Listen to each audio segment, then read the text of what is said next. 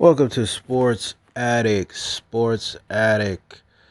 First of all, I want to thank you guys for subscribing, for hitting that like bell. I appreciate all my new subscribers. You are here at the Sports Addict channel where we give you football, basketball, and etc. at all times. Um, Guys, we got an interesting one today. We got Jalen Brown speaking out against Kyrie Irving in a press conference. Jalen Brown speaking out against what's happening to Kyrie Irving in a press conference. So stay tuned. Joe Tsai's comment about Kyrie on Twitter.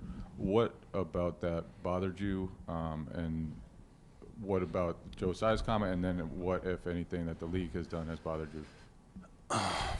Yeah, his response was alarming to me. I tweeted it out yesterday. He didn't say that the organization was working together to get Kyrie back on the floor. He said that he had more work to do.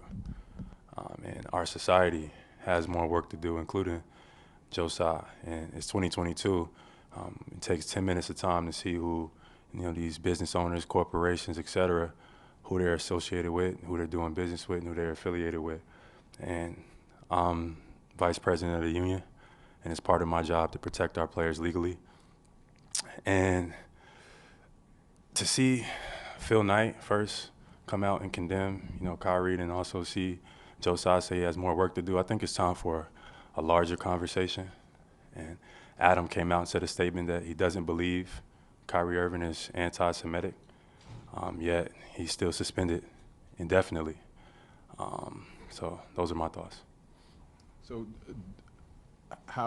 what do you think the reaction should be with him if that's not the way to do it? Like, what should be the response? I said this before. I think it's uncharted territory. I think it's no distinction between what somebody says versus what somebody posts. And I guess that's what they're trying to figure out. The terms that the Brooklyn Nets instituted for his return. I voice my discomfort. Some of our players, some people in the media, voice some of their discomfort with that. And we've yet to hear what is the latest with that situation. It's still an indefinite suspension. He's already missed 5 or 6 games.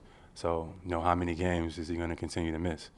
Is it another situation going on there? Is it a larger situation going on there? Is another conversation that need to be had?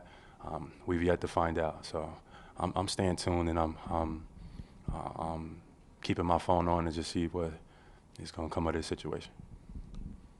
So this question as a part of the executive committee, do you have concerns about the kind of the parameters that were set up for his return to play as far as just creating like a level of steps of things that have to be fulfilled? And do you think that's something that needs to be addressed in discussions over the next collective bargaining agreement? Absolutely. I don't think we've ever seen anything like this before in our league. So to say that this is what is needed for somebody to return, we just thought that was excessive. Players thought that was excessive. So I'm not sure if that's going to be something that would be a CBA negotiation point or talking mechanism. I just know that there's sensitivity, on both sides that need to be addressed. And I'm looking forward to the union and the NBA and the Brooklyn Nets coming to a solution in the near future.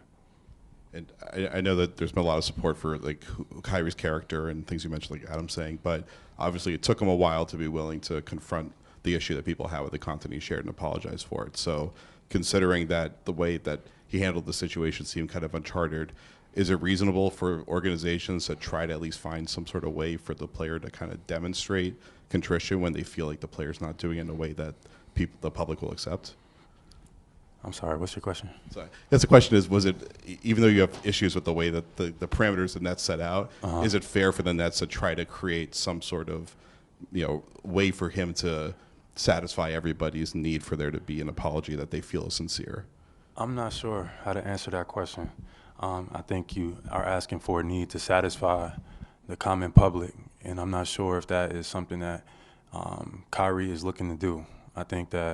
I don't think he meant any harm by posting it. Obviously, it came off as insensitive to a lot of people, but Adam came out with a statement. He doesn't believe Kyrie Irving is anti-Semitic. Joe Tsai came out and said a statement that they don't believe he is anti-Semitic. Those were their words. So He's already apologized, formally through his IG post. He said he supports all walks of life, etc. But the comment that Josiah made, which I feel like bothered, a lot of people, was like, he has more work to do. Like, what does that mean? Our society has more work to do, including Josiah. So I'm curious to know what that is, what that means, and everybody's tuned in and watching the situation because this is our league. We all are basketball players, but we all are human beings as well. So I'm looking forward to seeing the union and NBA figure out what the next steps are.